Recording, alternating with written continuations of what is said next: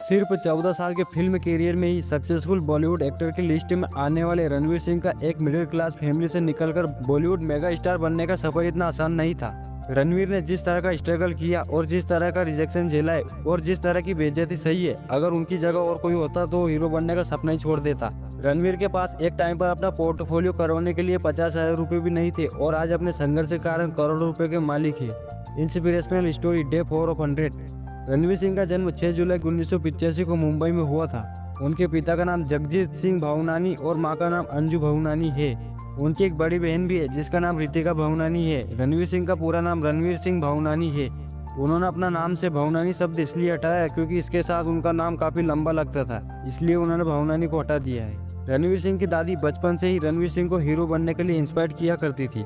बस वहीं से रणवीर ने हीरो बनने का सपना देखना शुरू कर दिया था। रणवीर जब छोटे थे तो उनके साथ के बच्चे घर से बाहर खेलने जाया करते थे, लेकिन रणवीर खेलने नहीं जाते थे, बल्कि अक्सर कोई फिल्म देखना या फिर कैसेट से गाना सुनना पसंद करते थे।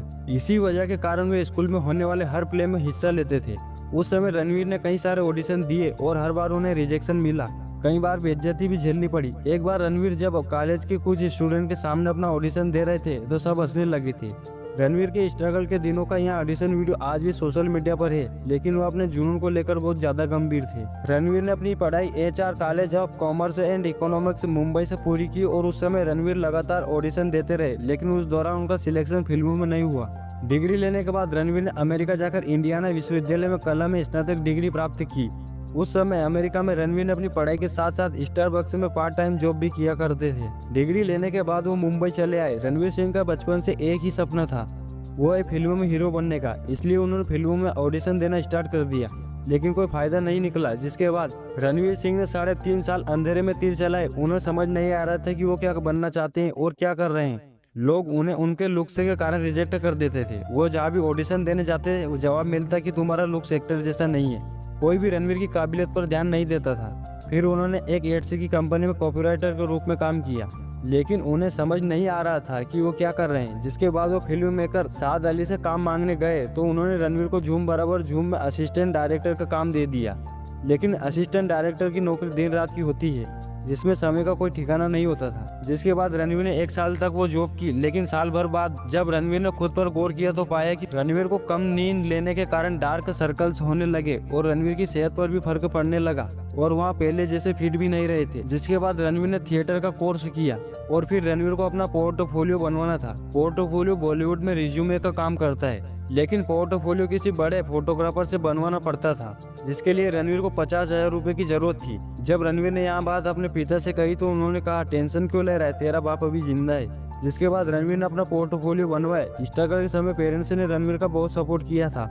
जिसके बाद रणवीर अपना पोर्टफोलियो लेकर फिल्म प्रोड्यूसरों के ऑफिसों के चक्कर लगाते रहे, वहाँ काम की तलाश करते रहे, लेकिन रणवीर को नहीं लगता था कि उन्हें फिल्मों में मौका मिलेगा। लेकिन रणवीर काम के लिए भूखा था और बेवकूफ भी था। जिसके बाद 24 साल की उम्र में रणवीर को छोटा सा मौका मिला। रणवीर सिंह ने पटियाला हाउस में लगभग एक छोटे से रोल में डेब्यू किया था। और भी छोटे बजट की फिल्मों में रणवीर को छोटा रोल करने का मौका मिला, लेकिन कहते हैं कि किसी चीज को पूरी शिद्दत से चाहो तो पूरी कायनात तुम्हें उसे मिलाने की कोशिश में लग जाती है, और कुछ ऐसा ही रणवीर सिंह के साथ हुआ।